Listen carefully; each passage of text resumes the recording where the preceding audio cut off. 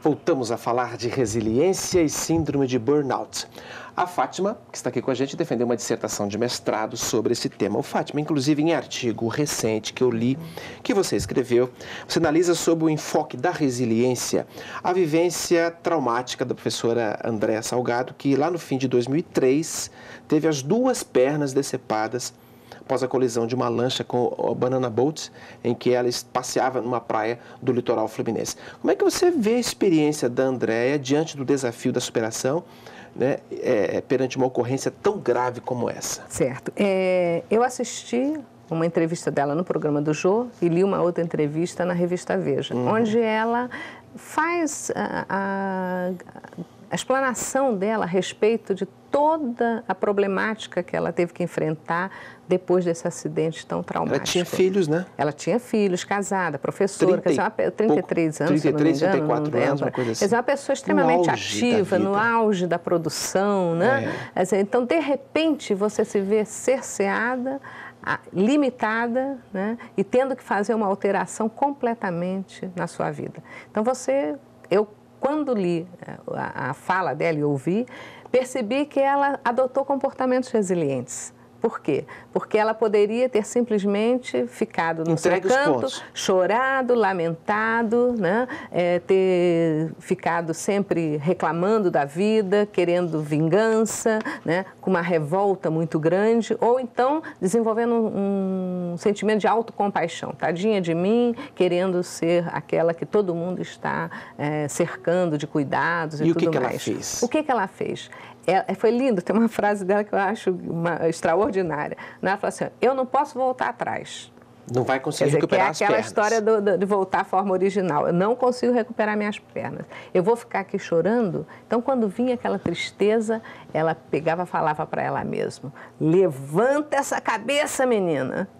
Então, isso faz com que ela foi começando a descobrir dentro dela mesma essa voz interior, essa capacidade de transformar-se, de mudar para que ela pudesse encarar esse novo futuro dela. E isso fez que ela sozinha também fica difícil, mas ela teve o quê? Esses fatores de proteção externos dos pais, da família, da comunidade, né? Todo mundo dando esse suporte para ela. Deram reforço emocional para ela. Exato. Eu costumo mostrar que assim, a vida normalmente, nossa, é uma estrada cheia de buracos, né? Eu digo que a gente está sempre num rally, não é mesmo? Quer dizer, agora, a forma como você vai atravessar esse rally é que vai fazer a diferença, porque todo mundo tem que passar pela dificuldade. Só que você pode tombar ali, pode virar uma perna, pode quebrar um braço, né? E ficar por ali.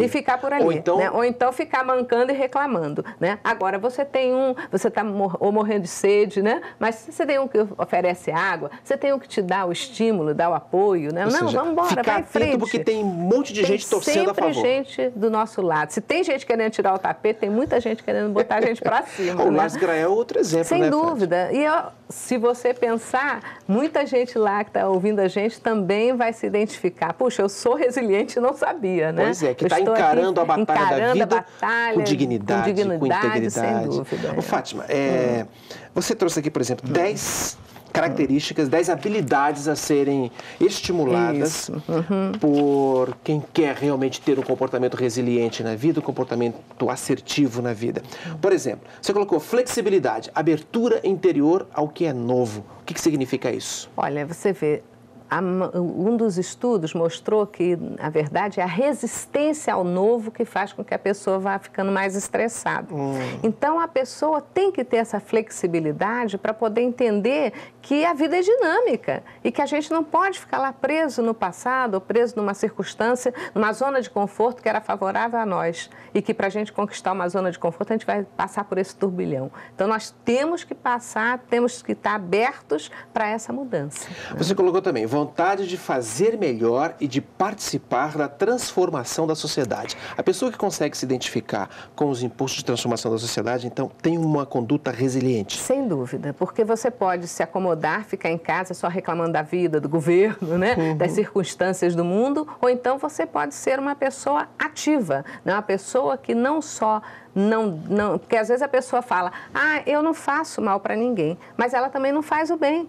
né? Então, o importante é que esse ativo que a gente pede que a pessoa seja, que orienta, é no sentido de você não faz mal, mas então comece a fazer o bem também. Então, saia a campo, se engaje num projeto, numa causa, né? Quer dizer, isso faz também com que você saia do olho do furacão, porque quando você está dentro, né, da síndrome, você está assim, envolvido, está no caos. E se você só ficar olhando para onde você está, você só vê problema, né? Então, sair um pouco faz com que você consiga enxergar de forma diferente o seu próprio problema, porque você vai contactar pessoas com outros problemas diferentes, você vai se identificar com outros casos semelhantes. Ou então até descobrir talentos interessantes, porque você colocou aqui, sublimação por meio da arte, do lazer, do humor, da atividade física. Os resultados de vários estudos mostrados que todo mundo que se envolve em projetos de arte, se envolve numa ONG, são vinculados a alguma instituição religiosa, né, que tocam algum instrumento, que dançam, eles conseguem sublimar essas dificuldades, né? Então, os casos em que não se apresentava burnout, as pessoas, não é que elas deixassem de ter problemas, elas também tinham os problemas, mas só que essa outra atividade que elas desenvolviam permitiam que elas tivessem uma válvula de escape, né? Uma coisa gostosa que elas gostavam de fazer, e com isso, quando elas voltavam para o trabalho do dia a dia, elas já vinham com outra disposição. Uma outra citação aqui lembra o caso da professora André, capacidade de reiniciar. Começar do zero. Isso. Não deu certo, mas eu tenho coragem suficiente para reiniciar. Ela começou de novo. Exato, né? É você superar esses fatos frustrantes. Que no dia a dia a gente termina sendo submetida a esses desafios. A vida nos traz novos desafios a cada momento. Então, se a gente parar, a gente estagna e morre, né? Então, nós temos que avançar, né? E essa é a proposta da transformação, né? Eu tenho que aprender a superar essas dificuldades, eu tenho que avançar, que a minha proposta nesta vida é evoluir. Então, o meu caminho é esse, eu não posso ficar para trás. Eu vou citar somente mais um para que você faça um breve comentário. Tolerância com os limites e características próprias e dos outros. Tolerância. Palavra importante. Essa é uma palavra-chave dentro da resiliência. Você ter tolerância com você mesma, primeiro. Porque quando você é muito exigente também com você mesmo, você não consegue crescer. Porque se você quer ser o melhor, quer não errar hora nenhuma, né? E que isso é impossível na condição de ser humano que a gente é hoje, né? Você sofre demais. Então, você tem que ter tolerância, sabendo que você é um elemento que está em situação de aprendizado constante, né? De crescimento gradual, e que você, uma hora, chega lá, né? A partir dos esforços do dia a dia que a gente faz. E vamos torcer para que nós cheguemos lá juntos, sem né, dúvida. Fátima? Obrigado pela sua presença aqui nesse programa. Muito obrigada. Para você, veja como é que esse tema é importante, hein? Quando os sofrimentos chegam, muitas vezes nos pegam de surpresa e a impressão de que não temos forças para superá-los. Mas este é exatamente o momento de descobrir que moram dentro da gente energias intensas de superação, que ficam mais visíveis à medida em que investimos a fundo na descoberta de nós mesmos. Pense nisso e tenha um excelente dia. Um abraço e até o próximo Vanguarda Comunidade.